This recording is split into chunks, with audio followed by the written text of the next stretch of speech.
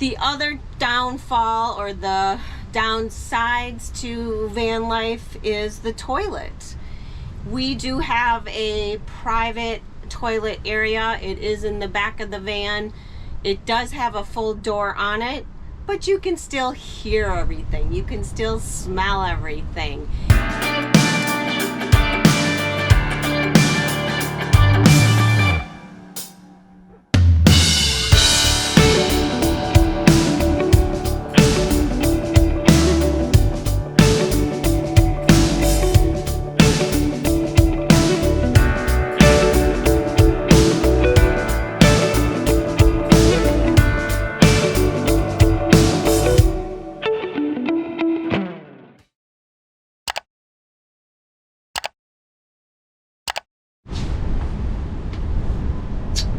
Hey guys, so today is a horrible weather day where we are at. It is so windy. There is an actual dust visibility advisory here. National Weather Service, dust storm warning for this area until 4:15 p.m. Dust storm. So, yeah, so Be ready for sudden drop to zero visibility. Pull aside, it's we're in the Vegas right now, and we're out like fending off Chairs from and hitting the van. Yeah. stuff flying at our van because the wind is wicked. It's wicked, and some of the lawn chairs came flying over, and actually it got them before they hit the van. So. And the wind gusts are up to 70 miles an hour, and this has been going on all day. I have been fending off things flying at us from everywhere, lawn chairs, rugs, you know, trying to keep stuff from hitting our RV, our camper van. And yeah, so you know, this is good timing. What I want to tell you and what I want to be really frank about and honest about with you is van life can suck. It's not all glamorous. It's not all glory. It's not this amazing adventure. No, it's not. It's not that way every day. You know, I think a lot of people, when they hear about it, they really glamorize it and think that everything's in a dream. Everything is amazing and beautiful, and you're in the most spectacular places that you could want to be, ever wish to be. And a lot of that is true, and probably 75% of that is true. However, there is a big downside to living in the van. First off, obviously, is the size of our rig. It's not very big. This one is a 144, so not very big at all. 21 feet overall, probably. And there is no space to get away from each other. You can't, one person is not in the bedroom alone all by themselves to get away, or in the living room as these big RV Class A's have. We are in here, and when we're in here, we are together.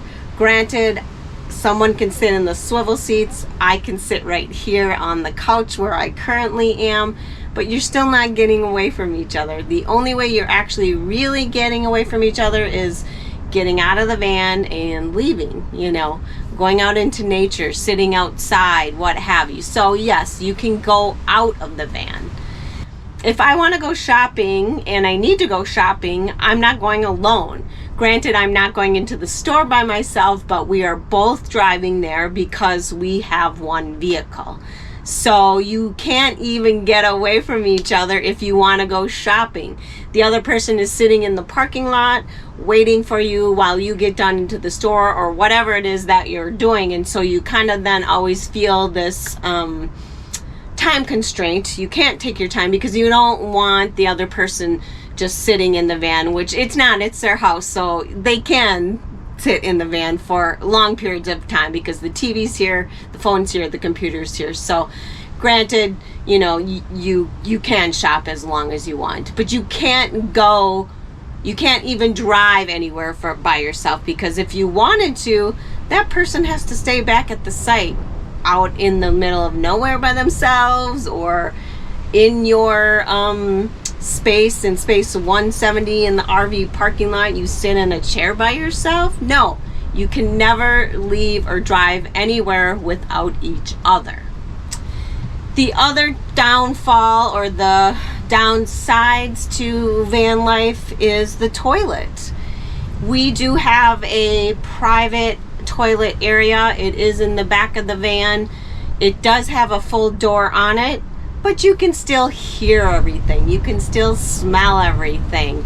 You know, we do when we use the restroom and we need more privacy, we crank our ceiling fan up really high, so that is loud. It also is pulling air out of the van. We do have a slide window in the bathroom, and that pulls the air out, and the fan knocks down all the noises. So I think that's the biggest thing about the bathroom and not being alone in the van when you use the bathroom is you don't have any privacy. You can't ask the other person to leave because you're going to use the bathroom, and sure, we will and we do if that is what is requested each other. It's not a big deal, but that is another downside of living in the van and the van life. The other thing is you don't have copious amounts of water. So really when you're washing the dishes, you're washing the dishes, but you're using water very sparingly. I'm wiping them down with a baby wipe first, then I'm going through and I'm rinsing very lightly, and then I'm using a washcloth and then washing them off and then drying them. It is not a dishwasher. It is not running water with all the soap in the sink. It is very minimal cleaning of the van or cleaning of the dishes. Whereas if you had a house, you would fill the sink up with a ton of water. You would put a whole bunch of soap. You would rinse them. You know, your dishes would be super clean. They're not super clean in the van, I'm sure. If somebody came through with a swab and tested it, I'm sure they're not sterile. I'm sure there's still some food on it. I don't know, but you're not getting the dishes 100% clean. So that is another downside to the van. The other downside to the van is your refrigerator is only so big. I mean, we have a bigger refrigerator than most people. We have a dormitory size refrigerator, so I feel like we can get a lot in here compared to other people and other refrigerators in the vans, but still you don't have a ton in there like you would obviously a normal size refrigerator.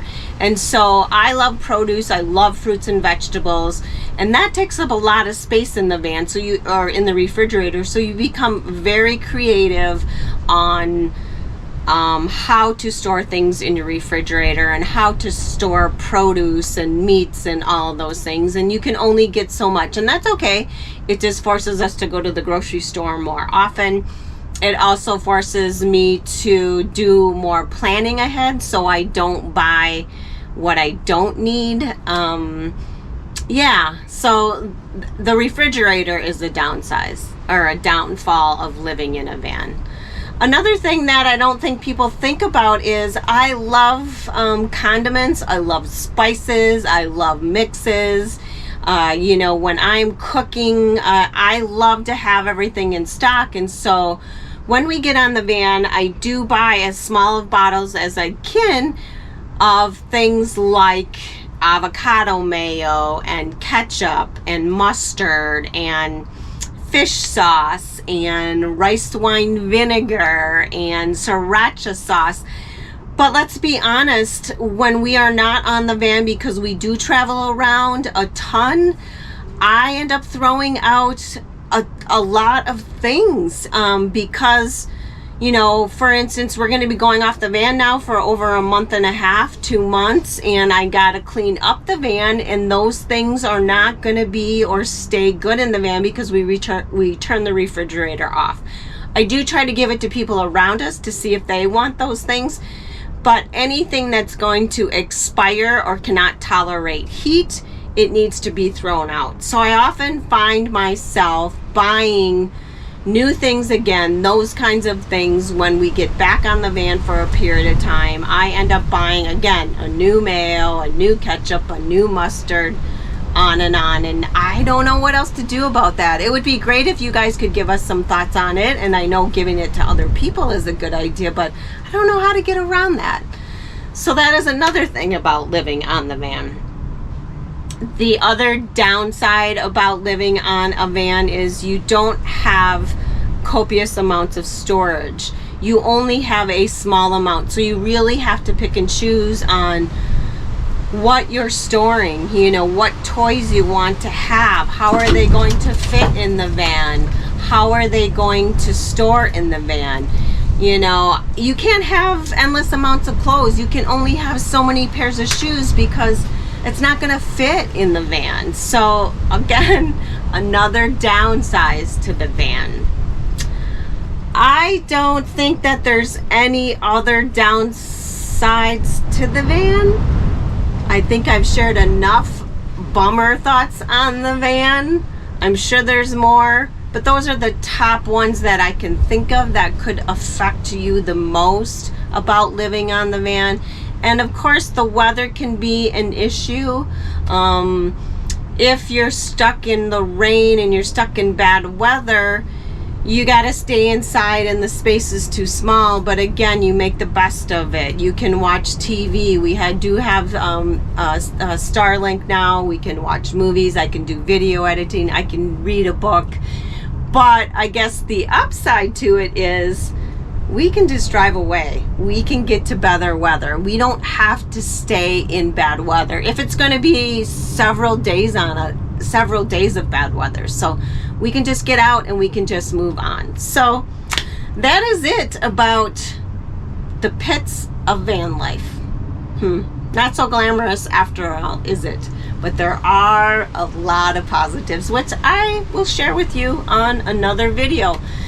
Thanks for watching, guys, and I gotta maybe move the van. The wind is so wicked here. I swear to God, this tree was just gonna fall down on us.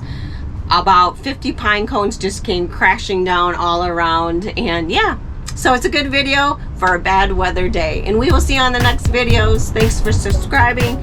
Thanks for giving us a thumbs up, and thanks for interacting with us. We'll see you on the next video. Have a great day. There is no anonymity. No. No. What am I trying to say? Oh my God.